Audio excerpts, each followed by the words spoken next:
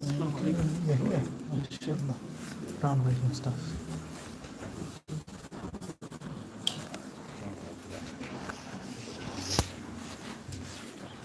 Your phone. Your phone. Yes. Four corners of it. Four corners. Yeah. Used to use it. I forgot your name. Do you need to use this? Do you need to record? Yes, that's the friend of ours. It's fine. Oh, okay. Yes. Thanks for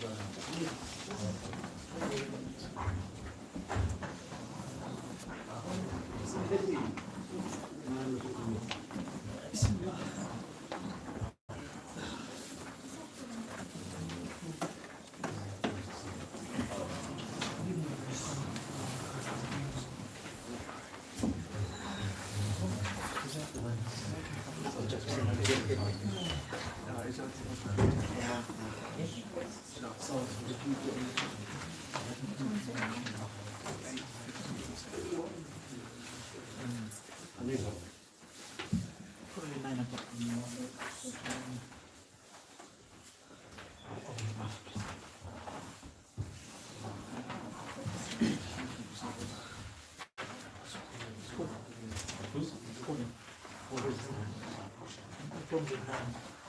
Probably 9. بسم الله الرحمن الرحيم الحمد لله رب العالمين والصلاة والسلام على سيدنا المرسلين.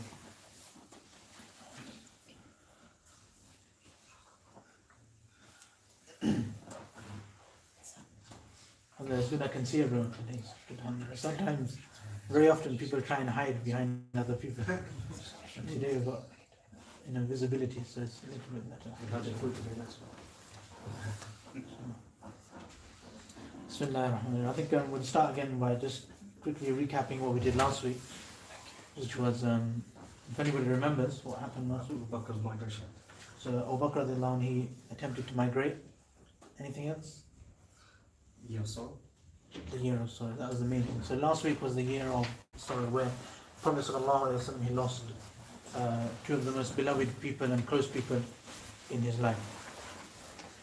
So just what we were speaking about last time was in the 10th year of Hijrah, after the boycott, where that 3 years where everybody had separated from the Muslims and left them in the valley. So after 3 years of being sieged like that, then we have in that 10th year is when the year of grief happens. So we done this last week where the Prophet sallallahu alaihi wasallam, his uncle passed away, Abu Talib, and he was a great support for him, physically and financially and socially in society.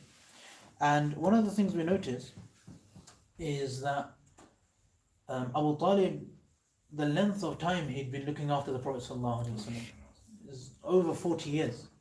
So if you remember, right when the Prophet ﷺ was born, when he was 6 years old, his mother passed away. So then he was looked after by his grandfather.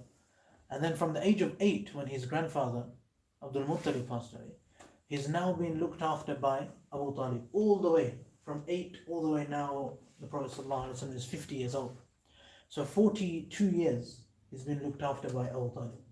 And as we know, at the beginning of Islam, he was a firm rock for the Prophet ﷺ. And he would not let the rest of the Quraysh attack him or abuse him. He didn't give him up. So he held firm and he saved the Prophet ﷺ. So very, very beloved to the Prophet ﷺ. And then he passed away And this is one firm support. Another, and then just a few days later, his wife, Khadija radiallahu anha. Again, now the Prophet ﷺ is 50, so 25 years of a relationship. And that same relationship where he got prophethood, where the whole of Makkah turned against him. And Khadija radiallahu anha stayed firm with him. And there was all this love, 25 years of this very strong relationship which they now have. And 25 years, and then suddenly he has to give two of these up at once. And this actually caused a real problem for him. So then they just had the boycott. The Muslims they've tried to exile the Muslims. And now he comes back, and the Prophet ﷺ is still under this protection. Suddenly these two people pass away. And the persecutions of the Quraysh, they increase even more. It becomes very difficult for the Prophet ﷺ to actually stay in Makkah now. So following on from this, the Prophet ﷺ leaves Makkah, and just outside Makkah, a few kilometers outside, there's a town called Taaif. And this is where the Prophet ﷺ went. And his aim in going was that the people of Makkah have all turned against him. He's got no support in his hometown. His home people, his close family, they have turned against him. So instead, to try and look for some support, he goes to Taaif. And his simple hope was that some of the people from there, they will support him and they will give him a bit of backing. Hopefully this would strengthen Islam. This was his aim. So he went walking to Taaif. He took his freed slave, Zayd bin Haritha, radiallahu anhu, with him. And these two, they went to Taaif. And the Prophet ﷺ, again, the first thing he did is he approached the leaders of Taaif. And one of the reasons, because the leaders, they're meant to be educated, they're meant to know the respect and the morals. When a noble person from another clan comes, then there's a certain respect, the way that you deal with him. It's just like if somebody was to come to our house, we would give them a certain protocol, we'd give them a certain amount of respect. So in the same way, now this person has come all the way from another town, he's come to ask you something, to give you a message. So you have some kind of respect for that kind of person. So the Prophet expected that from the leaders. So he went to the leaders, and the Prophet ﷺ, generally he stayed there for about 10 days in Taaif. It wasn't a one-day thing. Some stories, the way they're told, is almost as if he just went and came back. So he went, and the first group of leaders he went to were the famous ones. So this was Abdi Yalil, Masood and Habib. They were three brothers. And there was an area in Taaif which was run by these three brothers. And the Prophet ﷺ came to them, and he gave the da'wah, and he told them the message that he had for them.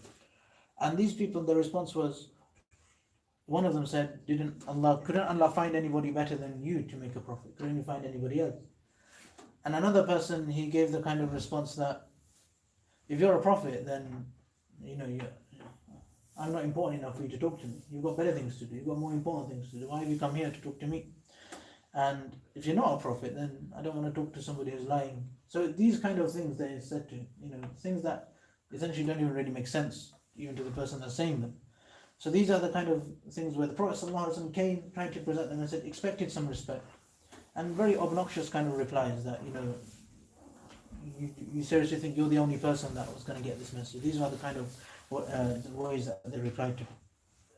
So the Prophet ﷺ, he again attempted to speak to these people, and they refused. And the Prophet ﷺ told them to not turn everybody else against him.